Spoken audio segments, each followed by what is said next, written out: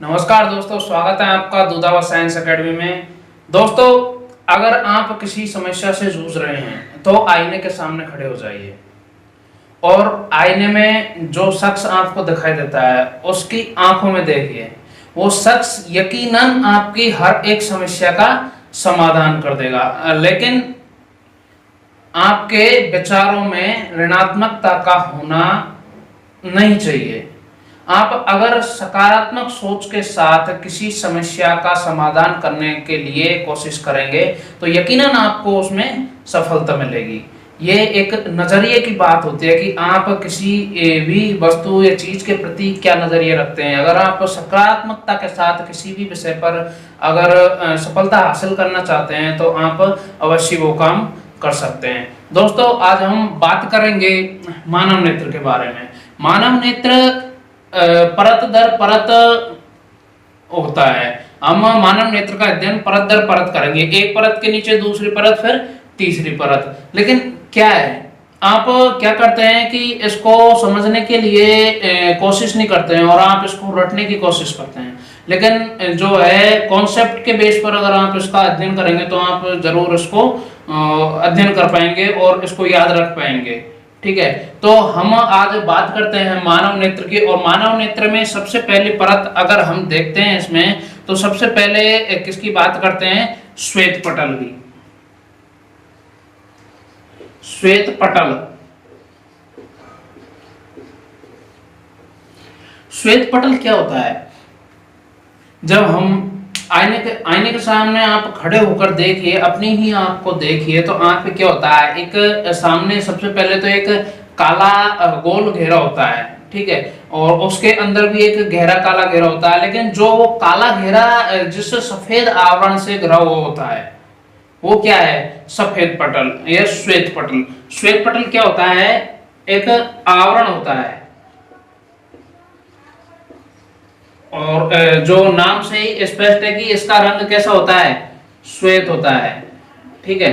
और क्या काम करता है ये? तो ये आंख की सुरक्षा करने का काम करता है, यानी इसे क्या कहते हैं हम? आंख का सुरक्षा कवच। आंख का सुरक्षा कवच, ठीक है। इसके बाद श्वेत पटल के बाद दूसरे बात करते हैं हम रक्त पटल की। रक्त पटल क्या होता है? नाम से ही स्पष्ट है, ये एक मांसपेशियों का एक पतली झिल्ली होती है। रक्त पटल।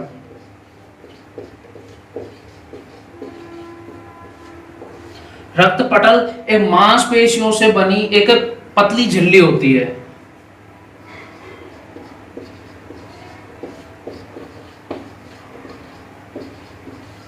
जो अपारदर्शी होती है, यानी कि प्रकाश इससे पार नहीं जाता। अपारदर्शी। और जो ये रक्त पटल होता है इसमें ऑक्सीजन का संचरण होता है, जिससे कि ये रक्त पटल की पोषण का कार्य करता है। क्या होता है इसमें? ऑक्सीजन का संचरण।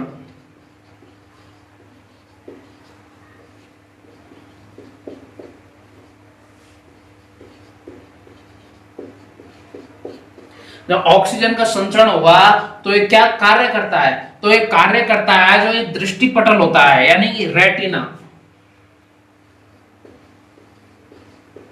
रेटिना या दृष्टि पटल के पोषण का कार्य करता है, ठीक है। और जो रक्त पटल होता है ये अपारदर्शी होता है। तो अपारदर्शी होगा तो क्या करेगा? जब इस पर कोई प्रकाश आपतित होगा, जब अपवर्तित प्रकाश यहाँ पर आपतित होता है, तो ये उस प्रकाश को ऑब्जर्व कर लेता है, यानी अवशोषित कर लेता है, और जो प्रकाश आता है उसको परावर्तन नहीं करता है, यानी जो प्रकाश के परावर्तन को अवरुद्ध करता है। यानी और क्या कार्य करता है? प्रकाश के परावर्तन का अवरोधन। प्रकाश के परावर्तन का अवरोध करता है, यानी कि उसको रोक देता है। इसके बाद हम बात करते हैं अगली परत की। तो अगला बिंदु क्या है? कॉर्निया।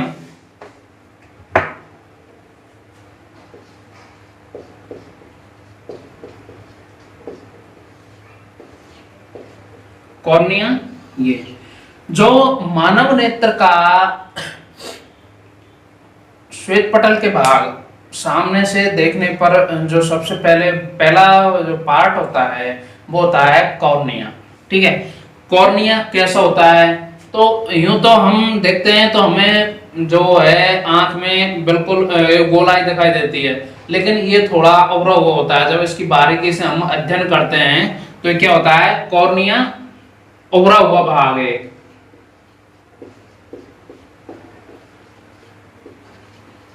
आपका उभरा हुआ भाग, ये देखिए, ये उभरा हुआ भाग क्या है? कॉर्निया है।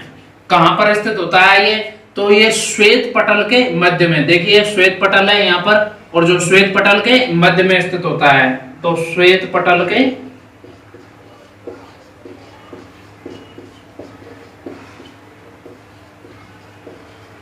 तो हम क्या है, मानव नेत्र का अध्ययन करते हैं तो इसका अध्ययन और इसकी जो विस्तार है, इसकी चर्चा है, हम इसकी संरचना के बारे में पूरी जानकारी हमें इस डायग्राम से ही हमें मिल जाती है। ठीक है, तो श्वेत पटल के मध्य स्थित होता है और ये कार्य क्या करता है?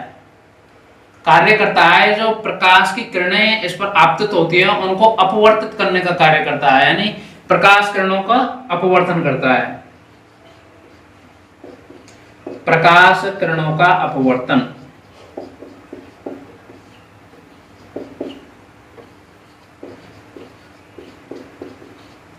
यानी प्रकाश किरणों का अपवर्तन करेगा ये।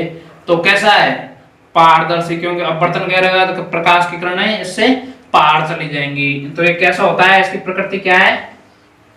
पारदर्शी प्रकृति का है।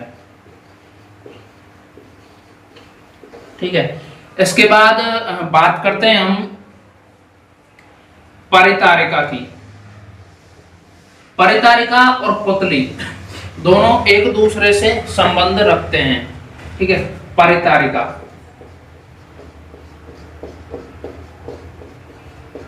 तो परितारिका की स्थिति कहां होती है? तो परितारिका कॉर्निया के पीछे, कॉर्निया के पीछे स्थित होता है।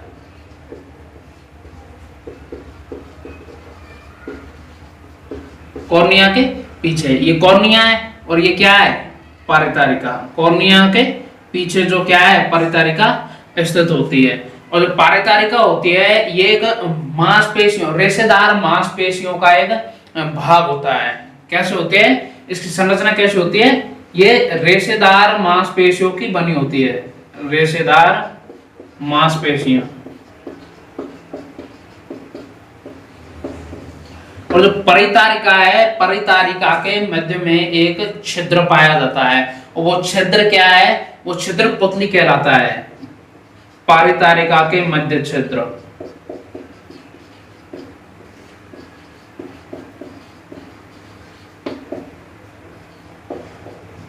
परितारिका के मध्य में छिद्र होता है, वो छिद्र कहलाता है पुतली। दूसरी तरह देखें तो परितारिका कहाँ है? कॉर्निया के पीछे और जो श्वेत पटल के मध्य में, और नेत्र लेंस से इधर की तरफ, यानी बाई तरफ नेत्र लेंस और जो कॉर्निया है उसके मध्य में क्या है? परितारिका। इसके बाद बात होती है पुतली की। क्योंकि परितारिका के मध्य में पुतली स्थित होती है और परितारिका क्या है? रेशेदार मांसपेशियों का एक भाग है। ठीक है, पुतली, पुतली जो परितारिका होती है उसके मध्य में एक छिद्र होता है। आप कैमरे का लेंस देखिए, जो कैमरे का लेंस होता है उसमें आप फोकस सेट करते हैं। जब आप किसी की तस्वीर लेते हैं तो उसमें क्या करते हैं? सबसे पहले फोकस सेट करते हैं। तो फोकस सेट करते हैं तो क्या होता है? कैमरे का वो लेंस है, जब आप डीएसएलआर कैमरा देखोगे तो वो लेंस में आगे पीछे की तरफ जाता रहता है और उसका जो लेंस है अंदर से उसका आकार बदलता है। तो उसी तरह से ये पुतली काम करती है। आपने अगर नहीं देखा है तो डीएसएलआर कैमरा देखिए, आप उसको इसकी कार्य प्रणाली को जान पाएंगे। तो जो है पुतली होती है क्या करता है? हमें वस्तुएं दिखाने का कार्य करती है। अगर हम अंधेरे से अचानक से तेज प्रकाश में अगर हम जाते हैं तो क्या करते हैं? हम जो तेज प्रकाश को हम बर्दाश्त नहीं कर पाते हैं और अचानक से हमारी आंखें बंद होने की कोशिश करती हैं। क्योंकि क्यों करती हैं ये, इसलिए करती हैं क्योंकि जब हम जाते हैं तो इस पर एक प्रकाश, जैसे तेज प्रकाश आंखों में पड़ता है तो पुतली अपना आकार परिवर्तित करती है। आकार परिवर्तित करती है यानी आकार कम करती है। और कम करती है वो कैसे करती है, जो परिचारिका की जो मांसपेशियां होती है, इन मांसपेशियों में संकुचन उत्पन्न हो जाता है तेज प्रकाश जब पड़ता है तो। और जब संकुचन उत्पन्न होता है तो उसके कारण पुतलियों का आकार कम ज्यादा होता है, जिससे कि हमें वस्तुएं स्पष्ट दिखाई देने लगती है। अगर हम तेज प्रकाश में जाते हैं तो पुतलियों का आकार कम हो जाता है और तो हमें वस्तुएं दिखाई देने लगती है। और जो आकार परिवर्तन होता है वो आकार परिवर्तन एक अल्प समय में हो जाता है, मात्र क्षण भर में। और जब हम अंधेरे में जाते हैं अचानक तेज प्रकाश से तो हमें वस्तु दिखाई नहीं देती है। तो क्या होता है कि वो पुतली अपना आकार फिर से क्या करती है, परिवर्तन करती है। अंधेरे में जाती है तो पुतली अपना आकार बढ़ा लेती है और बढ़ाने के बाद ही हमें क्या है, वस्तुएं थोड़ी नजर आने लगती है। तो ये कारण होता है जो पुतली के आकार पर निर्भर करता है कि हमें वस्तुएं दिखाई देंगी या नहीं। ये पुतली क्या है, डीएसएलआर कैमरे की फोकस की तरह कार्य करते हैं। यानी जिस तरह हम देखते हैं फोकस सेट करते हैं, वैसे नॉर्मली फोटो लेंगे तो क्या करते हैं, सबसे हम पहले हम क्या है उसकी क्वालिटी देखेंगे, सैचुरेशन है और जो आइसोलेशन है, इसका जो है रेजोल्यूशन सेट करेंगे। इसी तरह से ही होता है, ब्राइटनेस सेट करेंगे तो क्या करते हैं हम फोकस सेट करते हैं उसका। तो उसी तरह से कार्य करती है मानव नेत्र की पुतलियां। ठीक है, पुतली के बाद हम बात करते हैं जलीय द्रव की।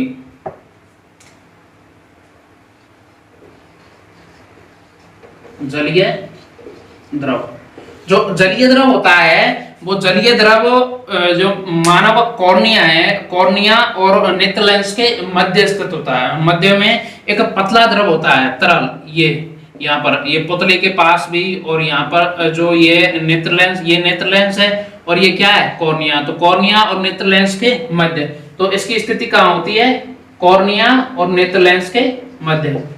कॉर्निया व नेत्र लेंस के मध्य। तो ये एक तरल द्रव होता है, अत्यंत तरल द्रव होता है।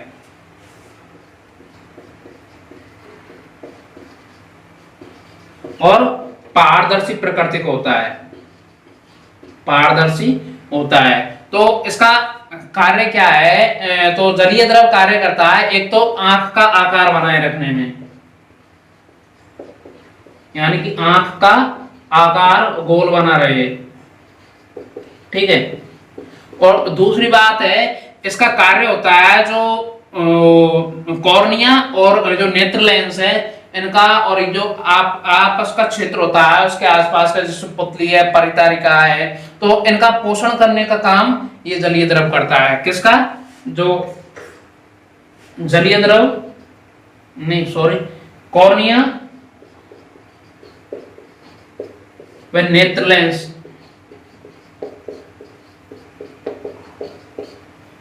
के आसपास के क्षेत्र। जो नेत्र लेंस और कॉर्निया है, ये कॉर्निया है और ये नेत्र लेंस, तो इसके जो आसपास का जितना भी ये क्षेत्र है इसका पोषण करने का कार्य करता है। यहाँ तक कि जो ये मांसपेशियां हैं और परितारिका है, पुतली है, कॉर्निया है, नेत्र लेंस है और जो आवरण है, इसका सभी का क्या करता है, जलीय द्रव क्या करता है, पोषण करता है। ठीक है, इसके बाद बात आती है कांचाभ द्रव की।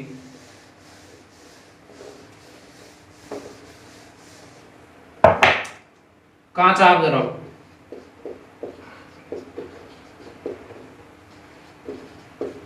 जो कांचाभ द्रव होता है उसकी स्थिति कहाँ है, यहाँ पर ये मानव नेत्र में पूरी तरह भरा हुआ होता है, मानव नेत्र के बीच में। तो इसकी स्थिति कहाँ है, तो ये क्या है, नेत्र लेंस और ये दृष्टि पटल। तो इसकी स्थिति होती है नेत्र लेंस व दृष्टि पटल के मध्य,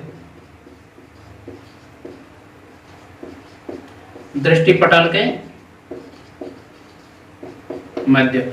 और जो इसका कार्य होता है वो नेत्र का आकार बनाए रखने में ये मदद करता है, यानी कि ये पूरी तरह इसमें भरा हुआ होता है। और जो नेत्र है, नेत्र कैसा होता है, नेत्र का आकार गोल होता है, तो ये नेत्र का आकार बनाए रखने में मदद करता है। क्या? कांचाभ द्रव।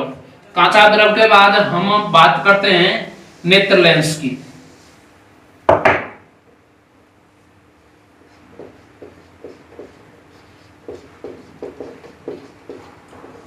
नेत्र लेंस जो मानव नेत्र का जो सबसे महत्वपूर्ण अंग है, वैसे तो सभी महत्वपूर्ण अंग है, एक दूसरे के बिना ये क्या है, कुछ भी काम नहीं कर सकते, ठीक है, हमें दिखाई नहीं देगा। तो नेत्र लेंस के बारे में बात करते हैं हम। तो नेत्र लेंस कहाँ है? पारितारिका के पीछे पाया जाता है।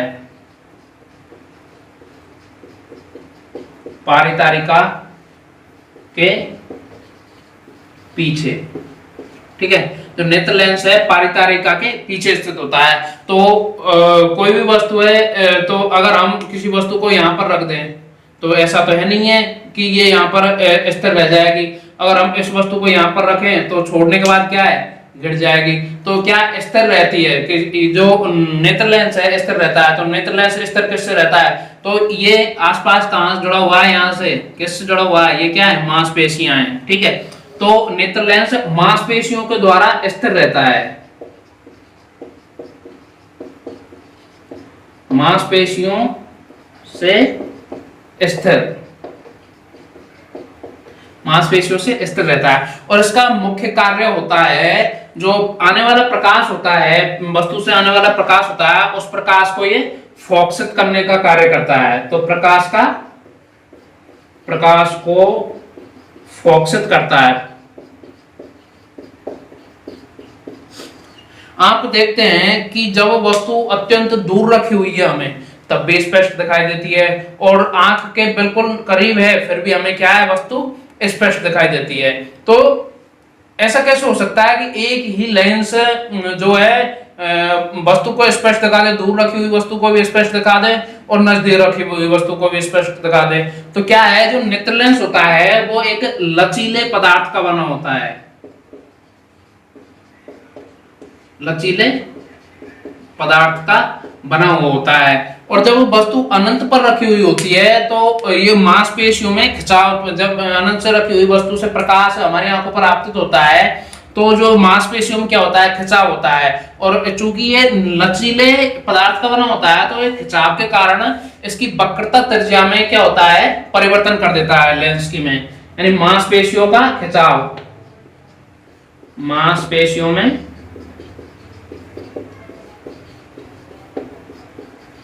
खिंचाव, तो मांसपेशियों में अगर खिंचाव होगा तो इसकी वक्रता त्रिज्या में क्या होगा, अंतर हो जाएगा।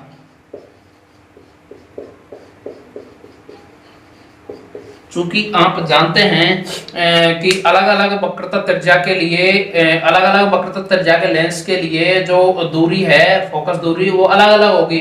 और चूंकि ये लचीला होता है तो क्या करता है, मांसपेशियां इसको संकुचन, मांसपेशियों में खिंचाव उत्पन्न होता है अचानक से, और खिंचाव उत्पन्न होने के कारण क्या है, इसकी जो वक्रता त्रिज्या है बढ़ती और घटती रहती है, जिससे क्या है, हमें वस्तु स्पष्ट दिखाई देती है और ये फोकसित करके उसको हमें दृष्टि पटल पर वस्तु का प्रतिबिंब बनाती है।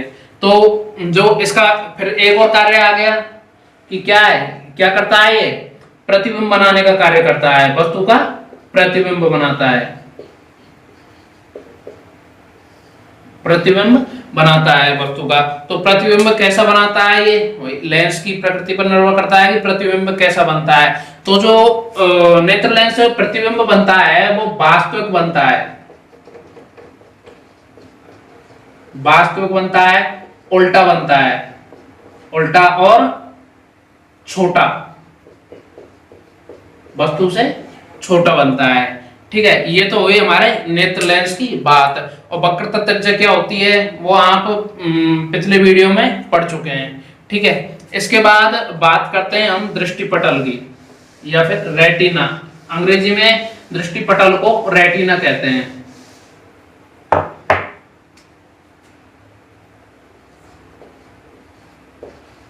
रेटिना, दृष्टिपटल।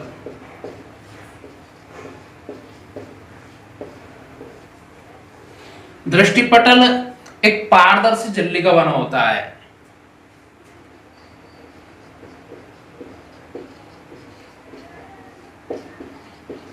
पारदर्शी झिल्ली का जब नेत्र लेंस से परावर्तित प्रकाश दृष्टि पटल पर आपतित होता है तो ये एक पर्दे की तरह कार्य करता है। जैसे ये बोर्ड है तो ये बोर्ड भी क्या है, पर्दे की तरह कार्य करेगा, कर सकता है और करता है। जैसे हम देखते हैं मूवीज में, देखते हैं हम, तो मूवीज में क्या होता है, सामने जब कोई बड़े ऑफिस कंपनीज में या फिर कहीं पर भी कोई प्रोजेक्शन चल रहा होता है, वहां पर क्या करते हैं वो प्रेजेंटेशन देते हैं। तो प्रेजेंटेशन में क्या है, एक बोर्ड लगा हुआ होता है या फिर एक पर्दा लगा हुआ होता है और पर्दे पर क्या है, प्रोजेक्टर से प्रकाश आपतित करवाया जाता है या फिर प्रोजेक्टर से उस पर प्रकाश आपतित करवाते हैं तो हमें उस पर चित्र दिखाई देते हैं। इसी तरह से जो दृष्टि पटल ये भी इसी तरह से कार्य करता है, यानी कि ये एक पारदर्शी झिल्ली होती है, पारदर्शी झिल्ली का बना हुआ होता है और जब यहाँ से नेत्र लेंस से प्रकाश आपतित होता है तो क्या करता है,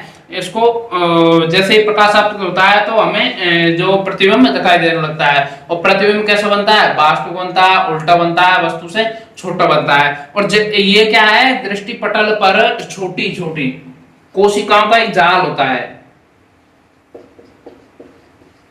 छोटी कोशिकाओं का जाल। जो छोटी छोटी कोशिकाओं का जाल होता है वो कोशिकाएं होती है, प्रकाश सोग्राही होती हैं। जो कोशिकाएं होती हैं ये कैसी होती हैं, प्रकाश सोग्राही, यानी कि जब इन पर प्रकाश आपतित होता है इन कोशिकाओं पर तो ये सक्रिय हो जाती हैं और कार्य करना प्रारंभ कर देती है। जैसे बैक्टीरिया काम करते हैं, जो बैक्टीरिया कई तरह के ऐसे होते हैं जब ये सूखे में पड़े रहते हैं तो कार्य नहीं करते हैं, आपने पढ़ा होगा बायोलॉजी में। और जैसे इन पर मतलब जो सजीव के संपर्क में आते हैं तो ये कार्य करना प्रारंभ कर देते हैं। ठीक उसी तरह से ये है, जब प्रकाश इस पर आपतित होता है तो ये कोशिकाएं सक्रिय हो जाती है और क्या करती हैं, कोशिकाएं सक्रिय होने के पश्चात यहाँ पर जो प्रतिबिंब होता है, प्रतिबिंब बनता है, उस प्रतिबिंब को कहाँ पर मस्तिष्क तक इसके संचार करती हैं, जो किरणों का इनका, ठीक है। तो प्रकाश सुग्राही कैसे, प्रकाश सुग्राही होती है, यानी कि ये प्रकाश आपतित होने पर ये कार्य करती है और ये इसका अवशोषण भी करती है प्रकाश का, जिससे कि आंख पर विपरीत प्रभाव ना पड़े। तो यहाँ से जब दृष्टि पटल पर जब प्रतिबिंब बनता है तो ये प्रतिबिंब का क्या करती हैं, संचार करती हैं। संचार कहां से होता है, प्रकाश नाड़ियों से।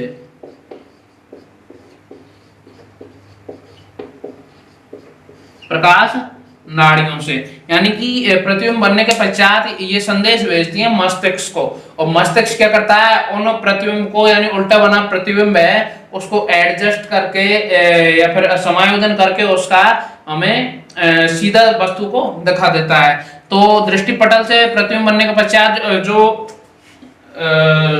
तरंगों का संचरण होता है वो किसके माध्यम से होता है, प्रकाश नाड़ी के माध्यम से। यानी प्रकाश नाड़ी किसका कार्य करती है, संचार का कार्य करती है। यानी जिस तरह से हमारा नेटवर्क होता है, हमारे आसपास का जैसे मोबाइल फोन का नेटवर्क होता है, एक जगह से दूसरी जगह ले जाने के लिए, तो मतलब हमारे संदेशों को, तो उसी तरह से प्रकाश की नाड़ी जो कार्य करती है। अब बात करते हैं इसके बाद हम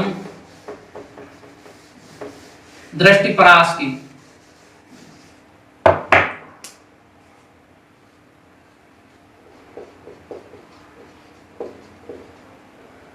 दृष्टि परास यानी कि मानव नेत्र के द्वारा हम मिनिमम और मैक्सिमम कितनी दूरी तक हम देख सकते हैं। तो मैक्सिमम तो हम अनंत दूरी तक देख सकते हैं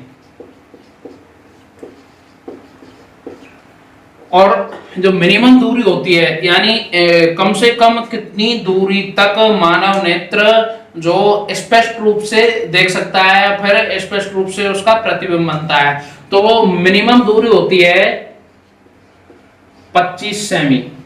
यानी कि 25 सेमी दूरी तक आंख से, अगर 25 सेमी दूरी तक वस्तु रखी हुई है तो वस्तु हमें साफ दिखाई देती है। यानी दृष्टि परास की परिभाषा हो गई, यानी 25 सेमी से लेकर अनंत दूरी तक अगर कोई वस्तु रखी हुई है तो वो हमें स्पष्ट दिखाई देती है। और ये जो दूरी होती है 25 सेंटीमीटर से लेकर अनंत तक की, वो दृष्टि परास कहलाती है। और जो मानव नेत्र होता है, मानव नेत्र का व्यास, मानव नेत्र का व्यास होता है कितना, 2.5 सेमी, यानी कि 2.5 सेमी इसका व्यास होता है। कहां से कहां तक, यहां से और यहां तक की जो दूरी होती है, यहां से यहां तक की, वो कितनी होती है, 2.5 सेमी। ठीक है दोस्तों, जो मानव नेत्र होता है वो वैज्ञानिक रिसर्चों से पता चला है कि ये सिर्फ 2 मेगापिक्सल का होता है। हमारे मोबाइल का कैमरा देखिए, हम देखते हैं कि 48 मेगापिक्सल है, 64 मेगापिक्सल है, 128 के भी आ रहे हैं और ज्यादा भी हैं। तो क्या है कि जो ये कैमरा है, तो कैमरा इतने मेगापिक्सल का होकर भी वस्तुओं की जो प्रतिबिंब साफ नहीं बना पाता। लेकिन जो मानव नेत्र है वो सिर्फ 2 मेगापिक्सल का, फिर भी हमें वस्तुएं स्पष्ट दिखाई दे रही हैं। इसके बारे में अभी रिसर्च चल रहा है। ठीक है दोस्तों, आज के लिए बस इतना ही। अगर आपने अभी तक चैनल को सब्सक्राइब नहीं किया है तो चैनल को सब्सक्राइब कीजिए और आगे की वीडियो को देखने के लिए बेल आइकन पर प्रेस कीजिए, जिससे कि आप आगे आने वाली वीडियो को देख सकें। और हमारे साथ जुड़े रहने के लिए धन्यवाद, और आगे भी आप जुड़े रहिए।